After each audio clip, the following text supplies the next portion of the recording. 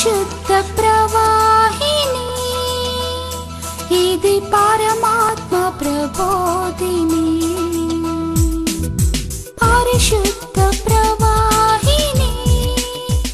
పరిశుద్ధ ప్రవాహిని అను ఈ ఆధ్యాత్మిక భక్తి కార్యక్రమమునకు మిమ్మల్ని అందరినీ కూడా ప్రేమతో ఆహ్వానిస్తున్నాము. రండి, ఈ కార్యక్రమము చూసి దైవ ఆశీర్వాదాలు పొందండి. చేరువచ్చిన మీ అందరికీ మన ప్రభు రక్షకుడైన యేసుక్రీస్తు వారి యొక్క పరిశుద్ధ నామములో వందనాలమ్మ. అందరికి వందనాలు.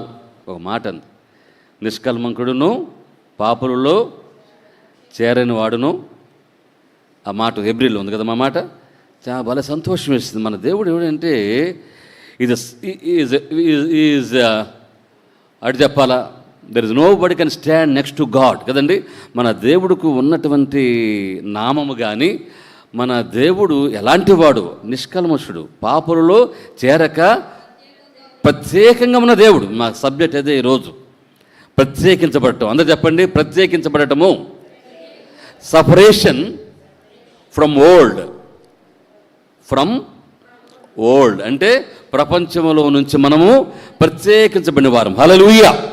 సంతోషం కదమ్మా, సంతోషం. అందరం మనం లోకంలో ఉంటున్నాము కానీ మన లోకానికి చెందిన వారము కాము అనేది ప్రతి క్రైస్తవుడు, క్రైస్తవురాలు, ప్రతి విశ్వాస అర్థం చేసుకోవాల్సిన విషయం.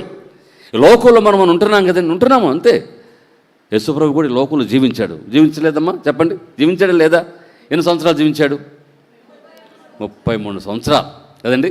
30 సంవత్సరాలు ఇంట్లో ఉన్నాడు. తర్వాత 3 సంవత్సరాలు ఆయన బయటికి ప్రత్యేకించబడ్డాడు. దేవుని స్తోత్రం, hallelujah. To complete is the mission కదండి. అంటే ఆయన పనిని పూర్తి చేయటానికి. గుర్తుపెట్టుకున్నాం అందరం కూడా. మనందరూ కూడా లోకంలోకి ఒక ప్రత్యేకమైనటువంటి పని మీద, ఒక మిషన్ మీద మనం వచ్చాం. మరి మాకు ఫ్యామిలీస్ ఉన్నాయి కదండి, బిడ్డలు ఉన్నారు కదా, వాళ్ళ పని ఏంటి, మా పని ఏంటి, మా ఉద్యోగాలు. నిజమే, దీంట్లో కూడా ఇదొక పనే. నీకు దేవుడి పని కల్పించినా నువ్వు ఇది చేసుకుంటున్నా, బట్ నీ మిషన్ అనేది వేరుగా ఉంది. యేసుప్రభు లేడా 30 సంవత్సరాలు ఉన్నాడు, ఇంట్లోనే ఉన్నాడు, తల్లిదండ్రులు సహాయం చేశాడు.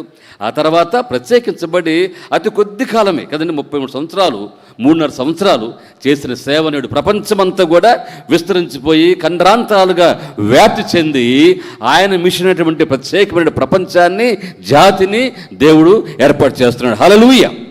దాంట్లో మనం కూడా పాలుభాగస్తులమై ఉన్నాం. మనం ఎక్కడున్నా సరే, ఏ పని చేస్తున్నా సరే, దేనికి చెందిన వారమైనా సరే, అది కులమా, మతమా, మన మతం అని కూడా విశ్వాసమా, నీ ఏరియాని ఏదైనా నువ్వు ప్రత్యేకించబడిన వాడవు అనేది మనం జ్ఞాపకం చేసుకోవాలి. ఈ దినమున, ఈ రోజున, ఈ ఆదివారం, ఈ పరిశుద్ధ దినములో మనకి వాక్యము అదే కదండి. ఏంటంటే మనము ప్రత్యేకించబడిన వారు. దీని వాక్యం చదువుకుందాం, గబగబా తీద్దాం. చూడండి, 11 అయిపోయిందా? 2 కొరింథీ, దయచేసి ఈ దినమందు ఏర్పరచబడిన దేవుని యొక్క పరిశుద్ధ వాక్యము 2 కొరింథీ 6వ అధ్యాయము చూడమ్మా, 17వ వచనం చదవండి. 2 కొరింథీ 6:17 చదవండి, చదువుతా.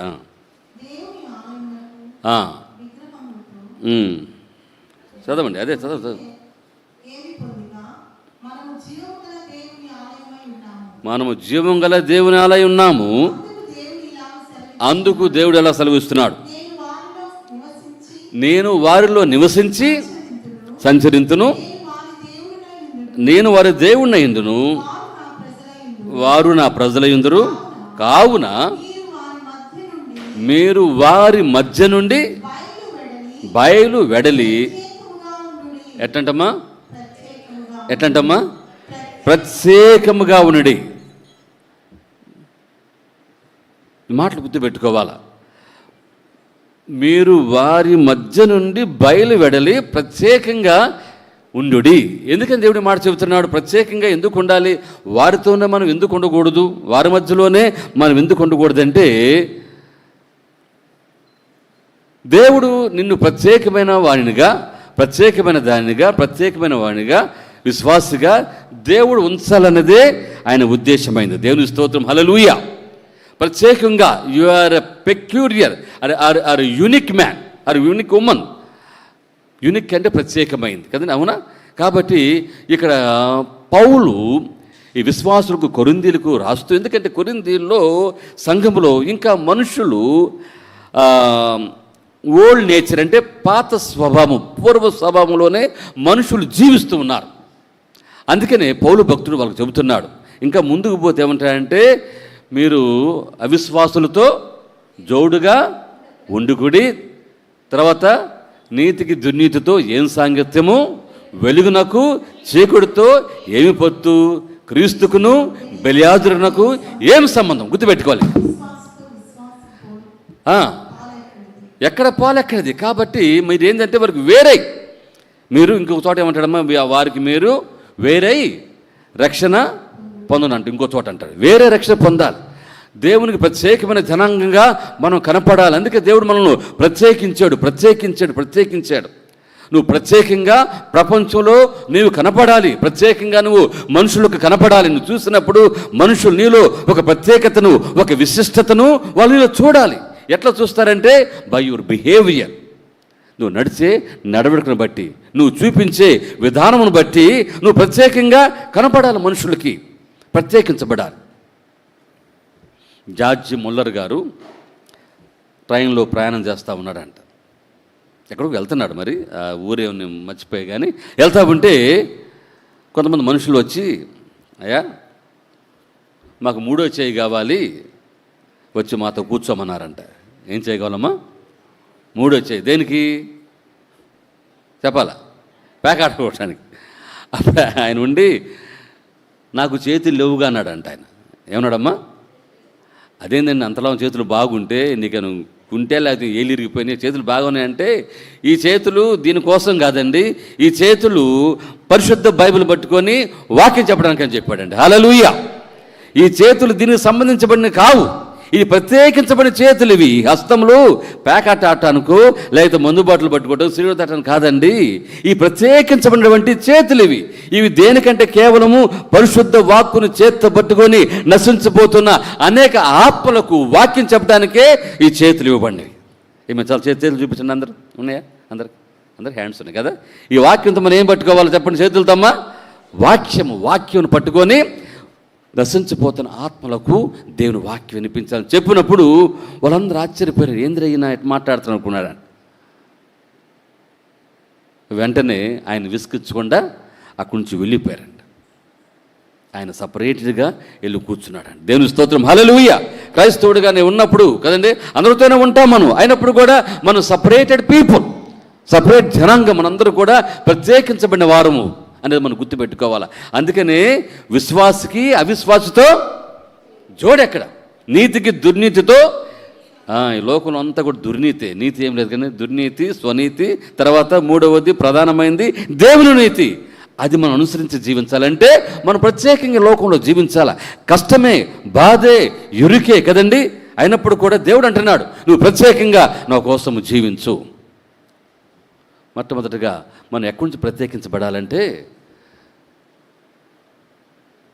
మన బంధువులో నుంచి, నీ కమ్యూనిటీలో నుంచి, నీ కుటుంబంలో నుంచి నువ్వు ప్రత్యేకించబడాలి. దేవుని స్తోత్రం కలుగునుగాక. హల్లెలూయా. ఏంటంటే చెబుతున్నాడు పాస్టర్ అనుకుంటారేమో కదండి, అనిపిస్తుంది గబ్బక్కని.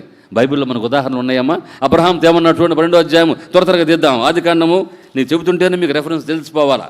ఆదికాండము 12లో ఏమన్నాడు? అప్పుడు అబ్రహాంను పిలిచి, నువ్వు లేచి నీ మొదటి మాట, నీ బంధువులు, నీ దేశము, నీ బంధువులు బయలుదేరి నేను నీకు చూపించు దేశంలోకి వెళ్ళుము. హల్లెలూయా. నువ్వు దీవించబడాలి అన్నా, నువ్వు హెచ్చించబడాలి అన్నా, లేకపోతే నువ్వు ఆశీర్వదింపబడాలి అన్నా, నీకు ప్రత్యేకత కావాలన్నా ఫస్ట్ నువ్వు ఏం చేయాలంటే సపరేట్ అయిపోవాలి. నువ్వు కుటుంబంలోనే ఉంటావు, కుటుంబంలోనే జీవిస్తూ ఉంటావు, నీ యొక్క కమ్యూనిటీలోనే ఉంటావు. అయితే దేవుడిని ఇక్కడ చూపిస్తే అక్కడికి వెళ్ళిపో దేవుని సేవ చేయటానికి. మేము సంఘంలోనే ఉంటున్నాం, సంఘంలో సేవ చేస్తూ ఉన్నాం. నేను దేవుని అడుగుతూ ఉన్నాను, నాకు ఏదైనా ప్రత్యేకమైనటువంటి, ఎందుకంటే మా తాతగారు ఫౌండేషన్ వేస్తారు, ఇది మా పితరులు, నాన్నలు, పెదనాయనలు, బాబాయిలు సేవ చేస్తారు. మేమనుకున్నా అంటే నాకు కూడా ఒక ప్రత్యేకమైనటువంటి దర్శనం చూపించిన ఆయన, నేను కూడా ప్రత్యేకంగా సేవ చేయాలి, ఆత్మను రక్షించాలి. ఇక్కడే కాదు, నేను కూడా ప్రత్యేకంగా దేవుని సేవ చేయడం అనేది నాకు కావాలని ప్రార్థన చేసినప్పుడు దేవుడు మాకు ఇక్కడ చేతలవాడు సంఘాన్ని చూపించాడు. హల్లెలూయా! గట్టిగా చప్పట్లు కొట్టి దేవుని మహిమపరుచుకుందామండి. దేవుడు ఆ సంఘాన్ని చూపించాడు. ఎస్టీలు, వెలుకలు, యానాదులు చాలామంది ఉన్నారు అక్కడ. వాక్యం అంటే ఎరగని వారు, పొదల కింద, చెట్ల కింద. అంటే ఇప్పుడు మీరు చూస్తున్న ఆలయం వేరు, మేము పరిచయం చేస్తున్న దాదాపు 12 సంవత్సరాల క్రితం ఉన్న పరిస్థితి వేరు. అక్కడికే వెళ్ళాం. మొదటి వ్యతిరేకత వచ్చింది, వద్దన్నారు. అంతా కూడా అక్కడ తాగుబోతులు చాలా భయంకరంగా ఉండేవాళ్ళు. అయినప్పుడు కూడా మేము వెళ్తూనే ఉన్నాను. చూడండి ఇప్పుడు ఏం జరిగిందమ్మా, అక్కడ ఆలయము, ఆశ్రమము, ఇంకా రకరకాల పరిచర్యలు జరుగుతూ ఉన్నాయి. దేవునికే మహిమ కలుగును గాక. ప్రత్యేకించబడ్డాం.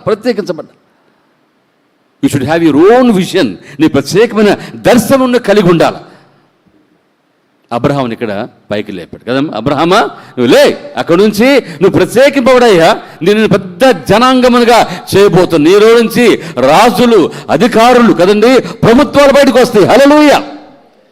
నేను సపరేట్ చేయబోతున్నాను.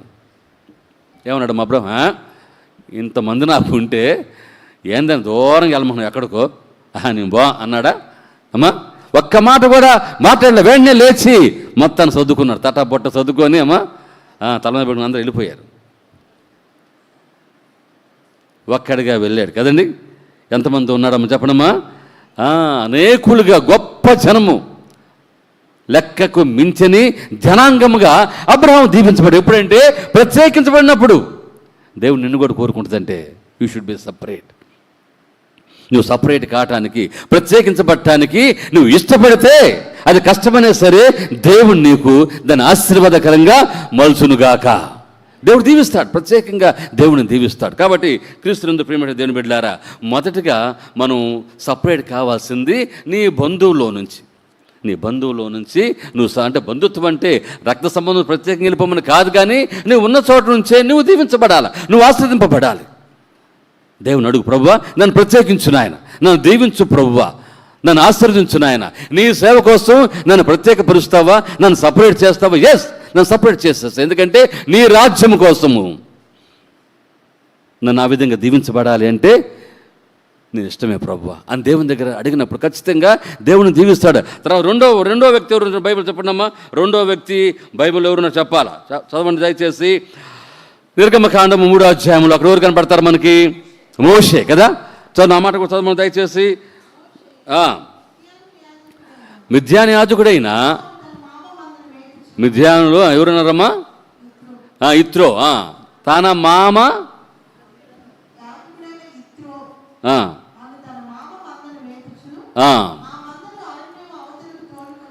ఆ మందను అరణ్యము అవతలకు తోలుకొని దేవుని పర్వతమైన హోరేబుకు వచ్చాను. దేవుని స్తోత్రం, హల్లెలూయా.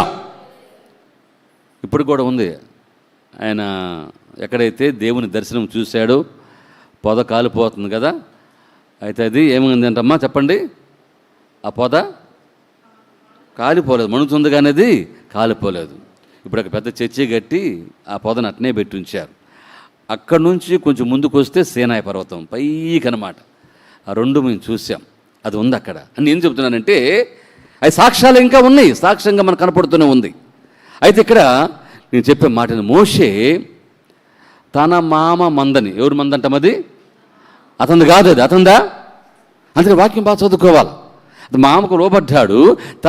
తందకాని ఒక మందను అక్కడ మేపుతూ ఉన్నాడు. ఎక్కడంటామది? పర్వతము అవతల. ఎక్కడంటామది? అవతలకి వెళ్ళి దాన్ని మేపుతూ. ఇక్కడ రెండు మాటలు ఉన్నాయి. ఒకటి తనది కాదు అది, ఇంకోటి ఏంటంటే అరణ్యము అవతల. ఈ రెండు మాటలు బాగా జాగ్రత్తగా మనం జ్ఞాపకం చేసుకోవాలి. దేవుని స్తోత్రం కలుగుగాక, హల్లెలూయా. తనది కానిది మందను ఒకటి మేపుతూ ఉన్నాడు. అరణ్యము అవతల అంటే ప్రత్యేకంగా మందను అటు తీసుకెళ్ళిపోయాడు. మందను కాచుకునే ప్రదేశాలు వేరుగా ఉంటాయి. ఈ కాపరులు మందలను కాచుకునే ప్రదేశాలు వేరుగా ఉంటాయి. మోషే ప్రత్యేకంగా అరణ్యము అవతల కిందకి తీసుకెళ్ళాడంటే ప్రత్యేకించబడింది అనమాట. దేవుడు అక్కడ మోషేకి దర్శనము చూపించి, మోషేని దేవుడు ఇశ్రాయేలు ప్రజల యొక్క విమోచన కోసము, వాళ్ళకి బానిస బతుకు నుంచి బయటికి తీసుకురావటానికి దేవుడు మోషేని ప్రత్యేకపరిచి అరణ్యము అవతల తీసుకెళ్ళాడు. అరణ్యం అవతల ఎట్లుంటుంది? అరణ్యంలో ఎట్లుంటుంది అసలు చెప్పండి?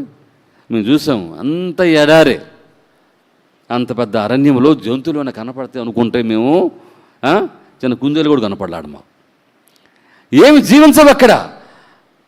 మోషే అలాంటి ప్రదేశంలో తినడానికి తిండి కానీ, తాగటానికి నీళ్లు కానీ, ఉండటానికి ఆశ్రయం కూడా ఏదీ లేదు అక్కడ. మేము చూసినప్పుడు ఎంత భయంకరమైంది ఆలోచించి. అలాంటి ప్రదేశంలోంచి, అలాంటి సిచ్యువేషన్లోంచి మోషే ఈజ్ విల్లింగ్ టు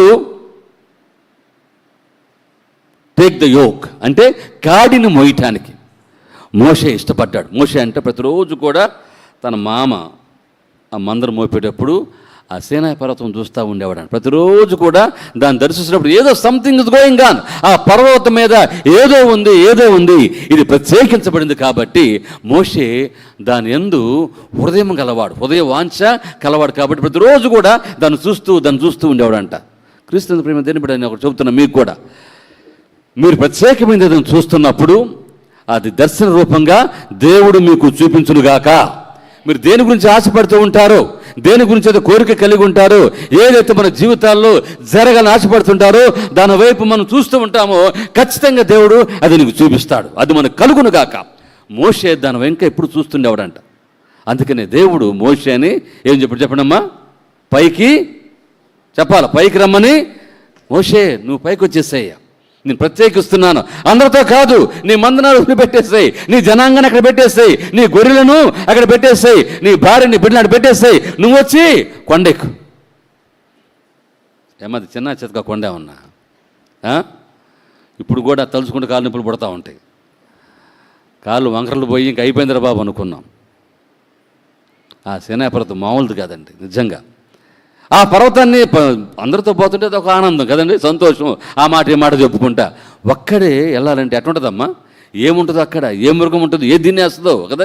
అయినప్పటికీ మోషే సిద్ధపడ్డాడు దేవునితో పాటు వెళ్ళటానికి కదా, ప్రత్యేకించబడటానికి. అందుకనే మోషే దేవుని తర్వాత అంత పెద్ద వ్యక్తిగా ఉంటాడని తెలిసే నేటికి కూడా మోషే సమాధి ఎక్కడుందో ఎవరికి తెలియబడలేదు, ఆయన శరీరం ఏమైందో కూడా ఎవరికి తెలియబడలేదు. అంత గొప్ప వ్యక్తిగా దేవుడు మోషేని దీవించాడు. హల్లెలూయా. ఎందుకంటే ప్రత్యేకించబడ్డాడు దేవుని యొక్క సేవ నిమిత్తము, దేవుని యొక్క పరిచర్య నిమిత్తము. మరి మనం సిద్ధంగా ఉన్నాము.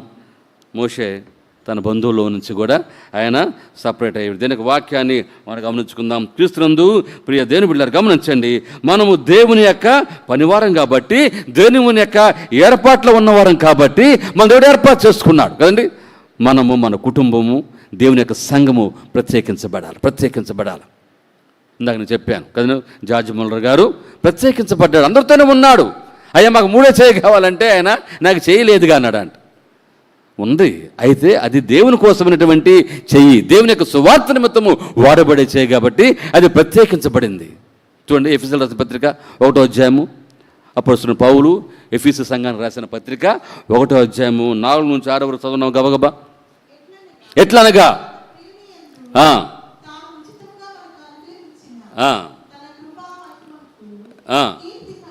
కీర్తి కలిగినట్లు దాని చిత్త ప్రకారమైన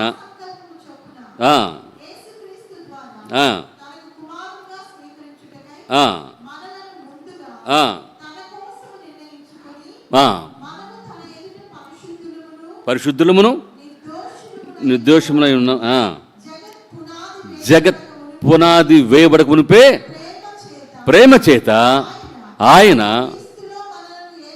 క్రీస్తులో మనలను, చెప్పడమ్మా, క్రీస్తులో, అందరు చెప్పాలి, క్రీస్తులో మనలను ఏర్పరచుకొనెను even before the foundations of the earth. అంటే ఈ భూమి పునాదులు, జగత్ పునాది వేయబడక మునిపే దేవుడు ప్రత్యేకించుకున్నాడు. అది మనం గమనించుకోవాలి.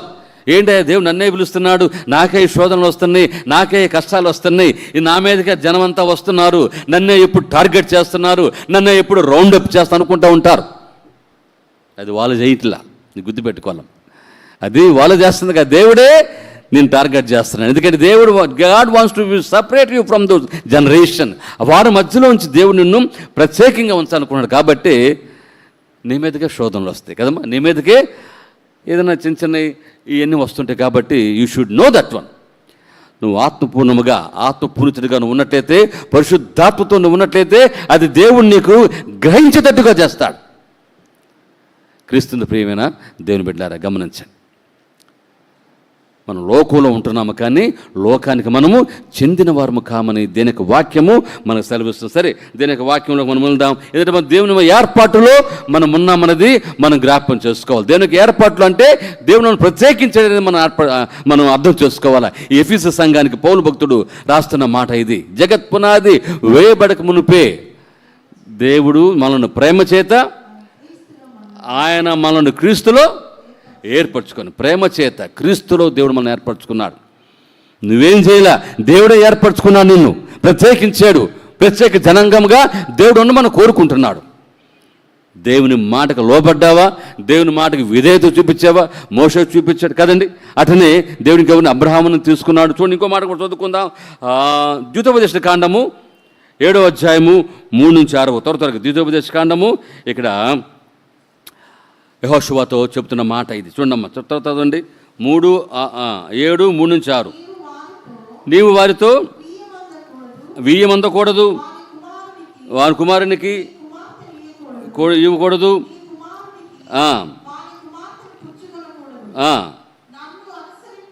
నన్ను అనుసరింపకుండా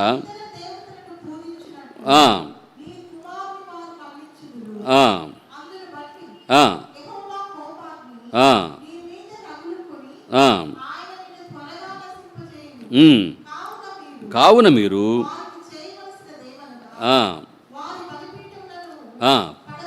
పడదోసి పగలగొట్టి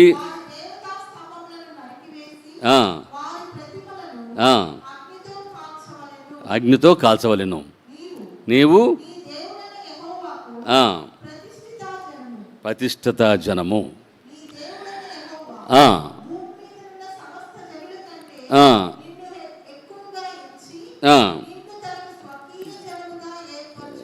దేవుని స్తోత్రం. హల్లెలూయా.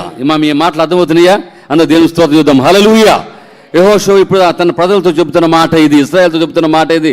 మీరు విగ్రహారాధన కానీ, అన్య దేవతలు కానీ, వారి కుమారులు కుమార్తెలను కానీ మరి ఆశ్రయించడం కానీ, పూజించడం కానీ, వీమందటం కానీ చేయకూడదు. అవన్నీ ఏం చేయాలంటమ్మా? పడగొట్టి తగలబెట్టి కాల్చివేసేసేయాలి. ఎందుకంటే మీరు మిమ్మల్ని ప్రత్యేకమైన జనాంగముగా ప్రతిష్ఠిస్తున్నాం. దేవుని స్తోత్రం. హల్లెలూయా. ఇక్కడ ఒక మాట గుర్తుపెట్టుకుందాం. దేవుడు వాళ్ళకి చెప్పింది విగ్రహారాధన కానివ్వండి, లేకపోతే ఇంకోటి కానివ్వండి.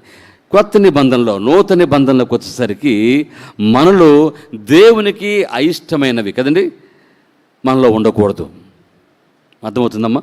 ఎందుకంటే మనం సపరేట్ జనాంగము కాబట్టి, దేవుడు ఏర్పాటు చేస్తున్నాడు కాబట్టి అవినీతి, అన్యాయము కదండి ఈ లోకంలో ఏదైతే ఉన్నాయో, ఏదైతే మనుషుడు చలామణి అవుతూ తిరుగుతున్నాడో అది మనలో ఉండకూడదు అని దేవుని యొక్క ప్రధానమైన సంకల్పం. అవునా? దేవుడు మొట్టమొదట వ్యతిరేకించేది, ఆయనకి ఇష్టం లేనిది ఈ సిన్ అంటే పాపం. అంతేనమ్మా? ఈ పాపాన్ని దేవుడు మన నుంచి సపరేట్ చేయాలని చూస్తున్నాడు. అది మన వల్ల కాదు, మనం చేసుకోలేము. అందుకనే దేవుడు తన కుమారుడైన యేసు ప్రభుని లోకను పంపించింది. ఎందుకంటే నశించిన దానిని చెప్పాలందరూ, నశించిన దానిని వెదకి రక్షించడం కొరకే మనిషి కుమారుడు ఈ లోకానికి వచ్చాడు. నశించిపోతున్న ఈ ప్రపంచాన్ని, అంటే ప్రపంచంలో ఉన్నటువంటి మానవాళిని, అనగా దేవుని యొక్క స్వహస్తాలతో చేసుకున్న మానవుడు ఏ నాస్తికారందరైతే దేవుడు జీవాత్మ విధంగా మనిషి ఏమయ్యాడమ్మా? జీవాత్మ అయ్యాడు. ఈ మనిషి నశించిపోతున్నాడు కాబట్టి దేవుడు మళ్ళా ఆ మనిషిని తన అద్దుకు చేర్చుకోవటానికి నరరూపమెత్తి యేసు ప్రభువుగా, క్రీస్తుగా ఈ లోకానికి వచ్చి తనకు మిషన్ ఈ లోకంలో కొనసాగించాడు. దేవుని స్తోత్రం కలుగునుగా. క్రీస్తుని ప్రేమ దేని బిడ్డలారా, జగత్ పునాది వేయబడక మునిపే దేవుడు మనల్ని ఆయనలో ఏర్పరచుకున్నాం, ప్రత్యేకించబడ్డాం. కాబట్టి యూనిట్ టు షో ఇట్. అది మనం చూపించుకోవాలి. నేను క్రైస్తవునేనండి, లేదా విశ్వాసనేనండి అని మనం అనుకుంటాం కాదు. మనుషులు చెప్పాలా, మనుషులు చూడాలా. అందుకే మన అపొస్తలుల కార్యంలో మాట ఉంది కదా, 11, 12, 20 కదా. వారు ఒక దినము కలిసి బహుజనులకు సువార్త ప్రకటించారు, ప్రార్థన చేస్తారు. అప్పుడు వాళ్ళు ఏమన్నారంటే, వీళ్ళు క్రైస్తవులని వారు కలిసి ఒక సంవత్సరము బహుజనులకు వాక్యం బోధించారు. మొట్టమొదట శిష్యులు అది వాళ్ళు అన్నారు, వీళ్ళురా క్రైస్తవులు అంటే అని. మరి మనం చూసినప్పుడు అంటున్నారా, వీళ్ళు ప్రత్యేకించబడిన జనాంగమురా, వీళ్ళు ప్రతిష్ఠ జనమురా, దేవుడు ఏర్పాటు చేసుకున్న బిడ్డరా అని మనం చూసి అనగలిగినప్పుడు దేవుడు మనం సంతోషిస్తాడు. ఆహా, నా బిడ్డ ఈ సాక్ష్యం కలిగి ఉన్నాడు. అందుకే దేవుడు అంటాడు, నేను అబ్రహాము దేవుడను, ఇస్సాకు దేవుడను, యాకోబు దేవుడును. దేవుడు ఇప్పుడు మనల్ని అంటున్నాడా? అమ్మా ఆలోచించేయండి. అనగలిగితే మన శబాష్ అన్నమాట కదా. దేవుడు ఆ మాట అని గర్వపడుతుండేవంట. ఎందుకంటే నా బిడ్డ చూడండి, ఇది అబ్రహాము, ఇస్సాకు, యాకోబు, నేను వాళ్ళ దేవుడినండి, వాళ్ళు నన్ను ప్రత్యేకించుకున్నారు అని చెప్పుకోవటానికి మేము కూడా ఏం చెబుతామంటే అడిగితే మేము కృపాదానం గారు మనవలం అండి. అంటే మీరు జోసఫ్ గారు అబ్బాయి? అవును. ఆహా, ఇంకా ఇంకా ఇంకా ఎందుకంటే దేవుని కోసం వాళ్ళు చేసినటువంటి కార్యాలను బట్టి వాళ్ళు హెచ్చింపడ్డారు కాబట్టి వారి ద్వారా మనకి కీర్తి ఘనత కలుగుతుంది. హల్లెలూయా. నీ దేవుని యొక్క వారసులైనటువంటి బిడ్డలు కదండి, అబ్రహాము, ఇస్సాకు, యాకోబు, ఇప్పుడున్నటువంటి ప్రవక్తలు, ఆ తర్వాత ఇప్పుడున్నటువంటి మరి అపోస్తలులు కానీ 12 మంది. నేను చెప్పుకుంటా అంటే దేశానికి పోతే అమెరికా దేశంలో తోమా మా దేశానికి వచ్చాడని చెబుతాను. నేను చెబుతానమ్మా, తోమా మా దేశానికి వచ్చాడు. ఒక 5 గంటల ప్రయాణంలో మెడ్రాస్ ఉంది, ఇక్కడ చెన్నైపట్నం, అక్కడే ఆయన సమాధి ఉండి ఆయన చేసిన పరిచర్య ఉంది, ఆయన యొక్క ఆనవాళ్ళు అన్నీ కనపడుతున్న వాళ్ళందరూ నూరెళ్ళ పెట్టుకుని చూస్తారు. మీ దేశానికి తోమా వచ్చాడా? నిజం. వాళ్ళు చూసి ఆశ్చర్యపోతారు. ఎందుకంటే భారతదేశం అంటే వినాలి వాక్యం, భారతదేశం అంటే మనుషులకి ఏంటంటే అదొక పేద దేశము, రోగాలు రొప్పులు ఉండే దేశము కదండి, లేకపోతే ఇంకా బలహీనమైన దేశంగా చెప్పుకుంటూ ఉండేవాళ్ళు. మరి ముఖ్యంగా భారతదేశం ఎంతమంది దేవతలు దేవుడు ఉన్నారో చెప్పండి, 3 దేవతలు ఉన్నారు. కాబట్టి అలాంటి దేశానికి 33 మిలియన్స్ ఆఫ్ గాడ్, వేల మంది దేవతలు దేవుళ్ళు అనబడే దేశములకి ఎవరు వచ్చారు చెప్పండి అమ్మా? తోమా వచ్చి మనకు దేని సువార్తను ప్రకటించబడగానే వాళ్ళందరూ కూడా మారుమనిసిపోతున్నారా. బ్రాహ్మణ్స్ అందరూ కూడా అక్కడ అందరూ కక్ష కట్టి పగ్గట్టి ఆయనను చంపేశారు. సువార్త అయిపోయిందా అమ్మా? సువార్త అయిపోయిందా? ప్రబలిపోతానే ఉంది. హల్లెలూయా, హల్లెలూయా. ప్రబలిపోతానే ఉంది. ఒక్క విశ్వాస చనిపోతే, ఒక విశ్వాస యొక్క రక్తపు బొట్టు అక్కడ కాల్చబడిన తర్వాత అమ్మా ఆ దేశం అంతా కూడా, తమిళనాడు రాష్ట్రం అంతా కూడా చర్చెస్ ఎక్కువ, ఏదన్నా కానండి చర్చెస్ ఎక్కువ. వాక్యం ప్రకటింపబడుతుంది పగలనక రాత్రనక కదండి, ప్రతి నిత్యము దేనికి వాక్యం అక్కడ ప్రకటింపబడుతున్నాం. ఎందుకంటే ఒక భక్తుడు కదండి, ఒక సెయింట్ తోమా వచ్చి తను పరిచర్య చేస్తాడు, ప్రత్యేకింపబడ్డాడు. అపొస్తలుల్లో నుంచి ఆయన కూడా ఈ దేశానికి వచ్చాడు. మనం చేస్తున్నామా లేదా ఆలోచన చేసుకోవాలి. క్లియర్ గమనించండి. సరే, మొదటిది ఏంటంటే మనం బంధువులోంచి మన కుటుంబంలోంచి సపరేట్ అయిపోవాలన్న దాంట్లో ఇవన్నీ కూడా. రెండవ మాట చదువుకుందాం. లోకంలో నుండి దేవుడు ఇశ్రాయేలును ప్రత్యేకపరిచిన దేవుడు. చూడండి, గబగబ వాక్యం చదువుకుందాం. రోమపత్రిక మనకు తెలిసిందే 12:2 చదవండమ్మా. 12:2 రోమపత్రిక 12:2. సహోదరులారా, ఉత్తమమును మీరి లోక మర్యాదను అనుసరింపక ఉత్తమమును అనుకూలమును సంపూర్ణమునై ఉన్న దేవుని చిత్తమేదో పరీక్షించి తెలుసుకున్నట్లు నూతనమగుట వలన మీ మనసు మారి రూపాంతరపడాల, ప్రత్యేకింపబడాల.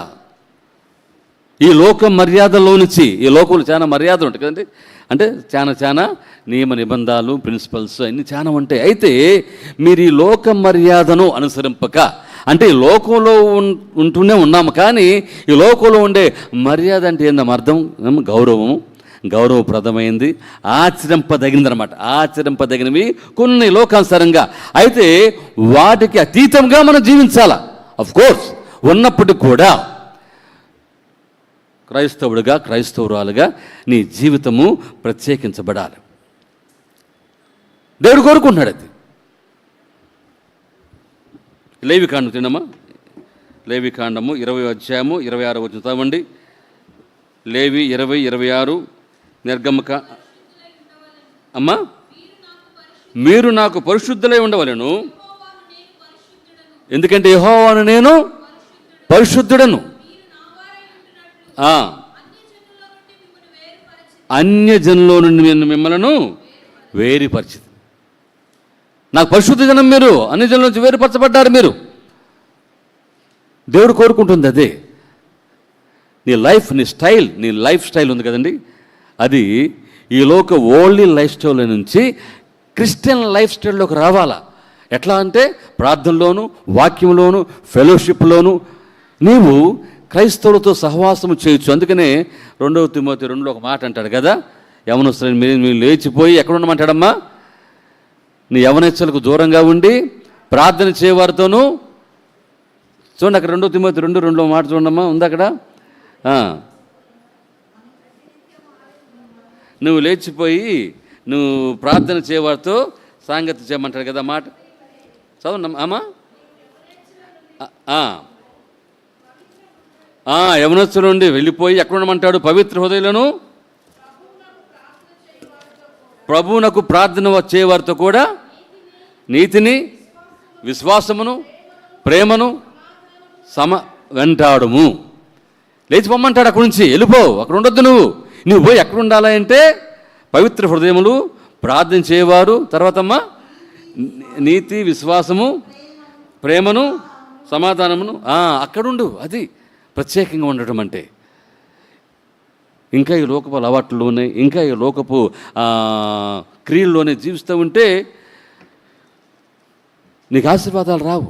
నీ జీవితం ప్రత్యేకించబడాలి, ప్రత్యేకమైన జీవితంగా కనపడాలి. కాబట్టి రెండవది అంటే లోకములో నుండి దేవుడు ఇశ్రాయేలును ప్రత్యేకపరిచాడు. ఇక్కడ చెబుతున్నాడు కదా, ఏమంటాడంటే 2 లేవి 20:26 చెప్పిన మాట ఏంటంటే నా ప్రజలను నీ ప్రజల నుండి. ఇక్కడ మోషేతో ఉంటున్న మాట ఇది. నా ప్రజలు వేరు, నీ ప్రజలు వేరయ్యా. ఐగుప్తులో ఉన్న ప్రజలు వేరు. అయితే నా ప్రజలు కూడా ఐగుప్తులో ఉన్నారు. మాట గుర్తుపెట్టుకోవాలి. లోకం అన్నమాట అది. నా ప్రజలు కూడా ఇక్కడ ఉన్నారు ఐగుప్తులో. అయితే నా ప్రజలు వేరుగా తోలు, పక్క పంపించేస్తాయి. నీ ప్రజలతో సంబంధం లేదు. నీవు, నీ జనాంగము, నీ ఐగుప్తులందరూ కూడా మీ విగ్రహాలు, మీ దేవతలు, మీ ఆచారాలన్నీ కూడా వేరు. కాబట్టి నా ప్రజలను ఏం చేస్తున్నట్టు అక్కడ నుండి ప్రత్యేక ప్రజల నుండి. మీకు అర్థమవుతుంది దేవుని వాక్యం? మీకు అర్థమవుతుంది దేవుని వాక్యము? దేవుని వాక్యం అర్థమవుతుంది అందరూ చూపించాలి. హల్లెలూయా, హల్లెలూయా. ప్రత్యేకపరచాలి. ఇప్పుడు ఎన్ని సంవత్సరాలు ఉన్నారమ్మా అక్కడ చెప్పండి? 430 సంవత్సరాలు ఈ ఇజ్రాయేలు ఐగుప్తులతో కూడా జీవిస్తూనే ఉన్నారు. ఇప్పుడు దేవుడు అంటున్నాడు మోషేతో, చెప్పండి బాయ్, నా జనాంగనంతా కూడా ప్రత్యేకపరచు. నా జనాంగం నీ జనాంగంలో ఉన్నప్పుడు కూడాను నా జనాంగం యొక్క పాలసీ వేరు, రూల్స్ వేరు, రెగ్యులేషన్స్ వేరు. కాబట్టి వాళ్ళు సపరేట్ చేస్తాయి. నీవు కూడా ఈ కొత్త నిబంధనలో దేవుడు మనల్ని కూడా కోరుకుంటుంది ప్రత్యేకంగా దేవుడు జీవించమని చెబుతున్నాడు. ఇందాక అమ్మాయి లేవికాంలో ఏమన్నాడంటే, నేను పరిశుద్ధుని కాబట్టి మీరు కూడా పరిశుద్ధులుగా జీవించండి. ఇక్కడేమంటాడంటే ప్రత్యేకంగా మీరు పక్కకు వచ్చేయండి నీ జనాంగంలోంచి. నువ్వు ఏ జనాంగంలో ఉంటున్నావు? నేను మా జనాంగంలో ఉంటున్నానండి, మా వారితోనే జీవిస్తున్నానండి. Okay, no problem. నువ్వు సపరేట్ జీవితం నీకుందా క్రీస్తుతో? నీ మనుషులతో నీ యొక్క కమ్యూనిటీ ఉండటం కాదు, దేవుని యొక్క నియమ నిబంధనలు కలిగినటువంటి క్రైస్తవురాలుగా నువ్వు జీవిస్తున్నావా లేదనేదే నువ్వు అర్థం చేసుకో. ప్రత్యేకించబడి, separated, a peculiar, a unique personality you should have. దేవుడు అది మనం కోరుకుంటుంది. నీలో కావాల్సింది అది, నీలో దేవుడు చూడాల్సింది అది. ప్రత్యేకించబడాలి. క్రీస్తు ప్రేమ దేని బిడ్డలారా ఎందుకు చెబుతున్నా తెలుసా? యేసు ప్రభువారు వచ్చినప్పుడు, ఆయన మధ్యాకాశానికి వచ్చినప్పుడు మొట్టమొదటిగా పిలువబడేది ఎవరమ్మా చెప్పండి? దేవుని పరిశుద్ధ సంఘము. హల్లెలూయా. ప్రత్యేకించబడిన వారు, సమాధుల్లో ఉన్నవారు కానీ లేదా సజీవులుగా నిల్చున్నవారు కానీ మొదటగా మృతులైన వారు పైకి లెగుస్తారు. ఆ తర్వాత మనం కూడా లెగుస్తాం, ప్రత్యేకించబడిన వారు కాబట్టి. ఆ తర్వాత లేసేది వేరే ఉంటారు. ఫస్ట్ దేవుడు మనల్ని ఏర్పాటు చేసుకున్నాడు దేవుని బిడ్డలుగా, దేవునికి సంఘం కాబట్టి నువ్వు పిలువబడతావు. క్రీస్తు ప్రేమ దేని బిడ్డలారా, ఈ ప్రత్యేకమైన వాటిలో నువ్వు ఉండగోరుతున్నావా? ప్రత్యేకించబడాలి. క్రీస్తు ప్రేమ దేని బిడ్డలారా, ఇంకా మనం ప్రత్యేకించబడకుండా, ఇంకా మనం ఆత్మపూర్ణంగా కాకుండా, దేని యొక్క పరిశుద్ధాత్మతో నింపబడిన వారు కాకుండా, ఇంకా ఈ లోకంలోనే జీవిస్తూ ఈ లోక ఆచారాలతో ఉంటే దేవుడు సంతోషించడండి. దేవుడు సంతోషించడు. God will not please with your activities. దేవుడు కోరుకుంటున్నాడు, ప్రత్యేకంగా జీవించాలని కోరుకుంటున్నాడు. చూడమ్మా, 1 రాజులు 8వ అధ్యాయం 53 వచ్చిన త్వరగా 1 రాజులు 8వ అధ్యాయం 53 వచ్చిన. యెహోవా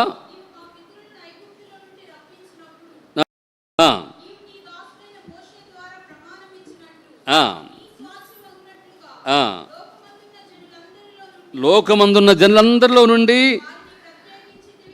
వారిని ప్రత్యేకించితివి కదా. మాట్లాడుతున్నాడు, లోకములో నుండి ప్రత్యేకించితివి కదా. గమనించండి, దేవుడు ప్రత్యేకపరుస్తున్నాడు.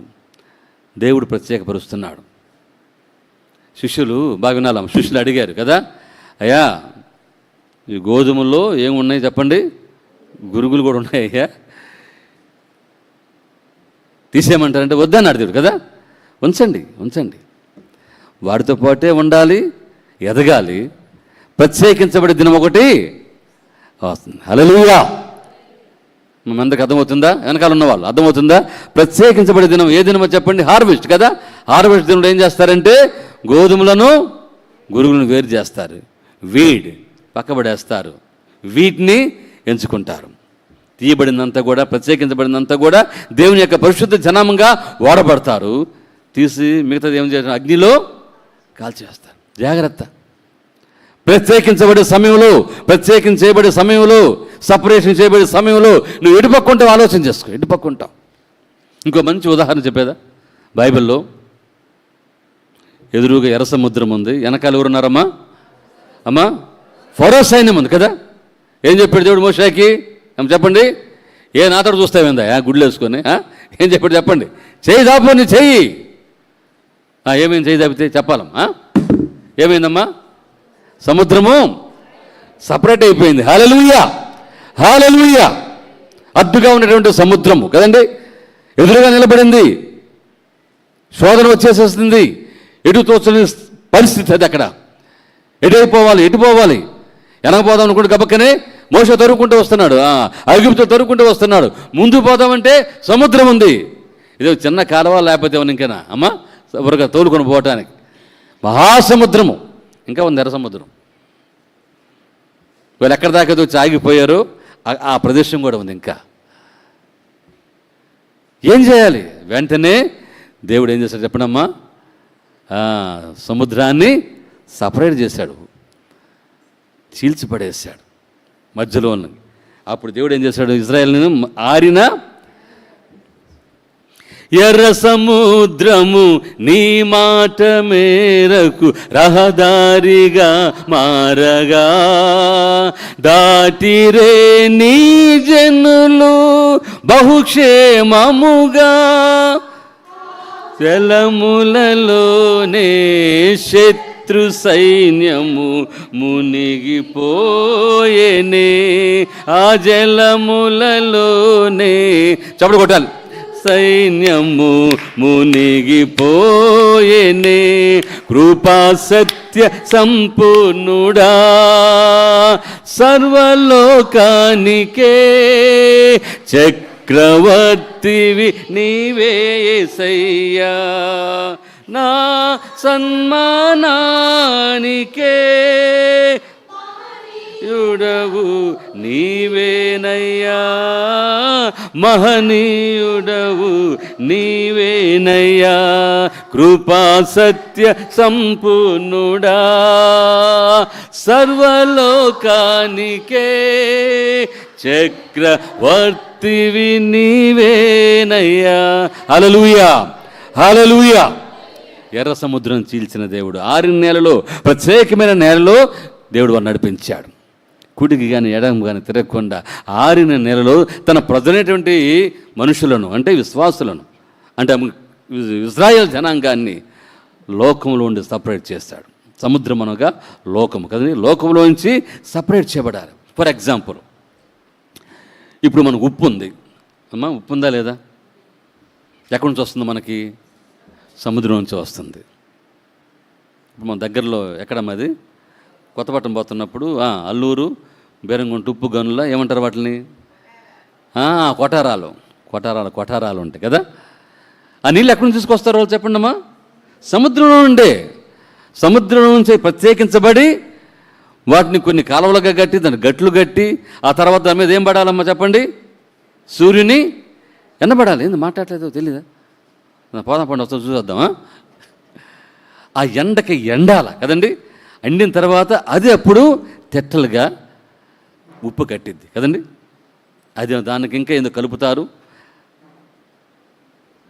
పరిశుద్ధపరుస్తారు, ప్రత్యేకింప చేస్తారు, దాన్ని ప్రిజర్వ్ చేస్తారు. నీకు అర్థమవుతుందో లేదు నేను చెబుతున్నాను. ఆ నీరు ఎక్కడి నుంచి వచ్చినాయంటే సముద్రం నుంచి వచ్చినాయి. నీవు కూడా అంటే లోకంలోనే జీవిస్తున్నావు నీవు. అయితే నువ్వు ప్రత్యేకించబడిన దానవు, ప్రత్యేకించబడిన వారు. దేవుని స్తోత్రం. హల్లెలూయా, హల్లెలూయా. ఆ లైఫ్ మనం జీవించాలన్నాడు. అందుకని అన్నాడు దేవుడు యేసు ప్రభువు శిష్యులతో ఉన్నాడమ్మా, మీరు లోకమునకు సరిగ్గా చెప్పాలమ్మా, ఉప్పై ఉన్న తర్వాత వెలుగై ఉన్నారు. ఈ వెలుగు కాంతి ఎప్పుడైతే దాని మీద పడిద్దో ఆ నీరు ఉప్పు అయిపోతాయి. హల్లెలూయా. క్రీస్తు అనే వెలుగు మంట నీ మీద పడినప్పుడు ఆ లోకంలో నుంచి నువ్వు ప్రత్యేకంగా కనపడతావు. Hallelujah. That is what the Christian life. క్రైస్తవ లైఫ్ అంటే అదే కదమ్మా, జీవితం అంటే అదే, ప్రత్యేకింపబడాలి. ఇక చాలా ఉన్నాయి, బట్ మన సమయం సరిపోదు. అవిశ్వాసులో నుండి ఎక్కడుండాలంటమ్మా, నువ్వు విశ్వాసులుగా దేవుడు మార్చేశాడు ఇశ్రాయేలును. దేవుడు వాళ్ళని ఆ విధంగా ఉంచాలనుకోవాలి, అవిశ్వాసులుగా ఉంచాలనుకోవాలి. అవిశ్వాసుల మధ్య ఇశ్రాయేలు జనాంగాన్ని ఉంచాలనుకున్నాడు కాబట్టి వాళ్ళని ఐగుప్తులోంచి దేవుడు బయటకు నడిపించాడు. మామూలుగా అయితే 40 రోజులకు వెళ్ళిపోతారని మేము చూసాం కదా. 40 days ప్రయాణంలో రావచ్చు, కాదేశు బర్యానికి రావచ్చు, సినాయి పర్వతం అరణ్యం రావచ్చు, సీను అరణ్యం అంతా కూడా ఒట్టి ఎడారే, మాత్రుడు కనపడ్డు. ఇప్పుడు కూడా మా బస్సు వెళ్తూ ఉంటే మా బస్సే కనపడదు. ఇప్పుడు ఒక్కసారి 2 సార్లు మాత్రం ఎదురైంది, గంట తర్వాత ఎవరుండరు. ఆ దారిలో దేవుడు వారితో ఉండి వారు నడిపించిన దేవుడు. హల్లెలూయా. దేవుడు ఇశ్రాయేలుకు ముందు నడిచాడు కదండి. వాళ్ళు ఆ పాలస్తీనా దేశంలో కానాను దేశం వెళ్ళటానికి అక్కడ ఉన్న శత్రు సైన్యాన్ని 7 రాజ్యాలు ఉన్నాయి, బలమైన రాజ్యాలు, దేశాలు కదండి. వాళ్ళందరూ కూడా తరిగేశాడు. ఎందుకంటే తన ప్రజలు వెనకాల వస్తున్నారు కాబట్టి వాళ్ళకి ఏ హాని లేకుండా ఉండటానికి అక్కడ ఉన్న కానాను దేశం ఉన్న రాజులందరూ కూడా సంహరించేశాడు. My separate people is coming back కదండి అంటారు కదా, బాస్ ఇస్ కమింగ్ అని. అవునా? ఇక్కడ దేవుని జనాంగము వాళ్ళు బాసే. హల్లెలూయా. లేకున్నా సరే నేరుగా చూడండి, ఇజ్రాయెల్ జనాంగము కదా. ఇప్పుడు వారు జరుగుతుంది కదా. ఇజ్రాయెల్ ప్రైమ్ మినిస్టర్ నాతన్యాహు చెప్పాడు, మేము ఎవరి మాట వినము, మేము అంటే ఎవరి మాట వినము, మా టార్గెట్ నెరవేరేంత వరకు. మొండోళ్ళు కదండి, మొండోళ్ళు ఇజ్రాయెల్ జనాంగం. వాళ్ళ బ్లడ్ అట్లాంటిది అన్నమాట, మొండి వాళ్ళు. మనం బైబిల్ అంతా కూడా చూస్తే వాళ్ళు మొండోళ్ళు అంతే. స్ట్రాంగ్ పీపుల్, తెల్లజరిగిన జనాంగంలాగా జీవిస్తుంటారు. That's the line of Judah. Hallelujah. యోధా సింహము. కాబట్టి క్రీస్తు దేని బిడ్డలారు గమనించి ఇంకా చాలా మాటలు మనం చెప్పుకోవచ్చు, అయితే టైం లేదు కాబట్టి అవిశ్వాసుల్లో నుండి విశ్వాసంలోనికి దేవుడు వారు నడిపించాడు. అవిశ్వాసంలో నుండి, అవిశ్వాసం అంటే ఈ యొక్క ఐగుప్తుల్లో నుంచి, వాళ్ళ ఆరాధనలో నుంచి, విగ్రహాల్లో నుంచి, వారి కట్టుబాట్లు దేవుడు విశ్వాసులుగా తీర్చిదిద్దడానికి దేవుడు వాళ్ళని సపరేట్ చేశాడు. సపరేట్ చేయటమే కాకుండా ఎర్ర సముద్రం నుంచి వాళ్ళని నడిపించిన దేవుడు. హల్లెలూయా. నీకు కూడా దేవుడే చేస్తాడు. నిన్ను ప్రత్యేకపరిచినప్పుడు దేవుడు కొన్ని సంఘటనలు గుండా పోవటానికి దేవుడిని అలో చేస్తాడు. నాకే ఎందుకు రావాలండి ఇది వచ్చింది అంటే, ఎందుకంటే God's plan is upon you.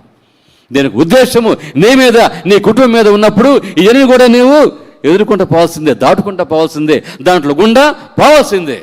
ఏమా ఒక్కసారి ఎర్ర సముద్రం నుంచి దేవుడు వాళ్ళందరూ కూడా హామ్ ఫట్ అని చెప్పి ఎగిరి అవతల పడవచ్చుగా.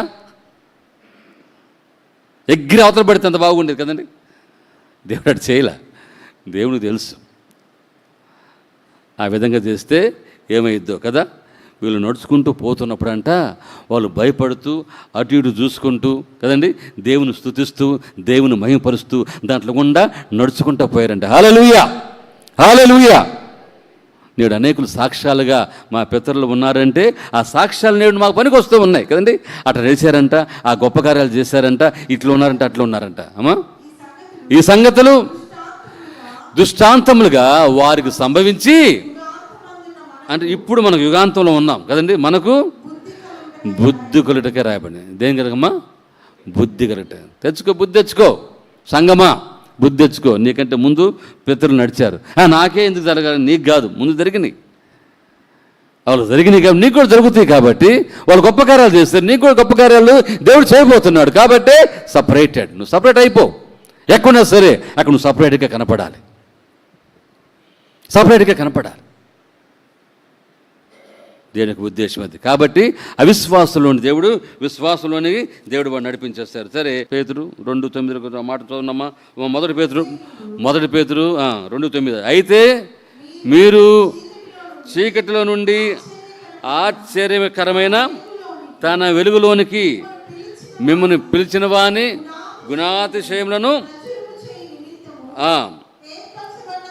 ఏర్పరచబడిన వంశము, పరిశుద్ధ జనమును, దేవుని స్తోత్రం, హల్లెలూయా. చీకట్లో నుండి అయితే మీరు ఆశ్చర్యకరమైనటువంటి తన వెలుగులోనికి దేవుడు మనం పిలిచాడమ్మా. చీకట్లో నుండి, చీకటి అంటే ఈ లోకము, అపవాది, సాతానుడు, బంధకాలు, వీటిలో మనం జీవిస్తున్నాం. చీకటి జీవితం మనలో ఉంది ఒకప్పుడు. అంటే క్రీస్తు యేసు లేని జీవితాలన్నీ కూడా చీకటి జీవితాలే, అంధకార జీవితాలే. చూడండి, కొలస్సీ 1:13 చదవండి అమ్మ. కొలస్సీ 1:13 నుంచి 15 దాకా త్వరగా చదువుకుందాం. ఇన్ని మనకు తెలిసిన మాటలే మనం చదువుదాం. ఆయన మనలను అంధకార సంబంధమైన అధికారములో నుండి తాను ప్రేమించిన తన కుమారుని యొక్క, బాగా ఆలోచన చేసుకోండి, కొలసీలు 1:13 నుంచి 15 దాకా.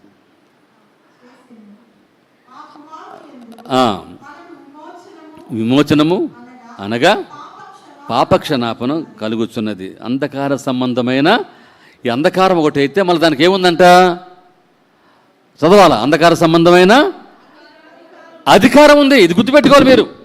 అంధకారం అంధకారం అంధకారం అంధకారానికి అధికారం కూడా ఉందంట. సాతానికి మనం బంధించడానికి, క్రీస్తులో లేకుండా చేయటానికి, ఆత్మీయంగా ఎదగకుండా ఉండడానికి అధికారం ఇవ్వబడింది, సంపాదించుకుంది. అయితే అయినప్పుడు కూడా యేసు క్రీస్తు యొక్క రాజ్య నివాసులుగా చేయటానికి దేవుడు మనకు విమోచన ఇచ్చాడు. హల్లెలూయా, హల్లెలూయా. చీకట్లో నుండి వెలుగులోనికి మనం ప్రత్యేకించబడిన వారిని గుర్తుపెట్టుకోవాలి. చూడమ్మా, లోకంలో వెలుగు ఉందని. చూడండి, యోహాను సువార్త చూడండి, యోహాను సువార్త 3:19 చదవండమ్మా. యోహాను 3:19. అయితే ఆ తీర్పు ఇదే, ఏం చేస్తుందంట, వెలుగు లోకంలోనికి వచ్చాను కానీ తమ క్రియలు చెడ్డవి చీకటివైనందువల్ల మనుషుడు వెలుగును ప్రేమించక, చీకటిని ప్రేమిస్తున్నాడు, వెలుగును ప్రేమించట్లేదు మనుషుడు. దేవుడు అయితే ఏం చేస్తాడు, మన వెలుగుని ఇచ్చేసాడు కదా. తన కుమారుని ఇవ్వటం ద్వారా చీకటి పోయి వెలుగులోకి రమ్మని దేవుడు ఒక దారి ఏర్పాటు చేశాడు, ఒక మార్గం ఏర్పాటు చేస్తే, అబ్బాయి లేదండి ఇంకా మేము చీకటిలో చూస్తాం. ఎంత దుర్మార్గత అమ్మా, ఎంత అవిధేయత, ఎంత అన్యాయం. దేవుడు వెలుగుగా నీతిగా మన కోసం లోకానికి వస్తే మనం సపరేట్ చేస్తే ఇంకా మనం ఆ పాత జీవితంలోనే జీవిస్తూ ఉంటే ఇట్స్ వెరీ బ్యాడ్ కదా. నువ్వు డేంజర్లో ఉన్నావు అన్నమాట. నువ్వు వెలుగులో ఉన్నావా, చీకటిలో ఉన్నావా? వెలుగులో ఉన్నావంటే క్రీస్తు యేసులోనే ఉన్నావు కదండి. ప్రతి అంధకార సంబంధమైన దాంట్లోంచి దేవుడు మనల్ని ప్రత్యేకపరిచాడు. యేసు క్రీస్తు యొక్క రక్తం ద్వారా మనల్ని కడిగి క్రీస్తు అనే వెలుగులోనికి దేవుడు మనం తీసుకుని వస్తే ఇంకా మనం అంధకారంలో జీవిస్తున్నాం. చాలా భయంకరమైన. అపోస్తుల కార్యం 26:18 ఏమంటాడంటే పౌలుతో, చూడమ్మా, నేను నిన్ను అన్ని జనులకు వెలుగుగా నియమించుతానంటాడు. చదువు నా మాట ముగి చేసుకుందాం మనం.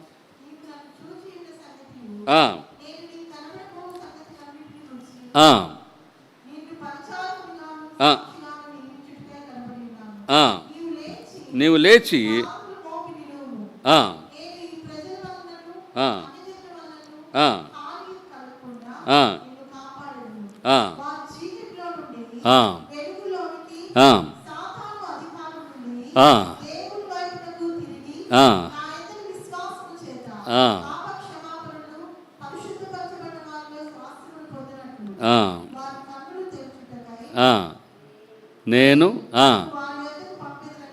నేను వారి వద్దకు నిన్ను పంపుతున్నానయ్యా. చీకటిలోంచి వెలుగులోనికి నడిపిస్తానికి దేవుడికి పౌలు భక్తుల్ని ఏర్పాటు చేసుకుంటున్నాడు.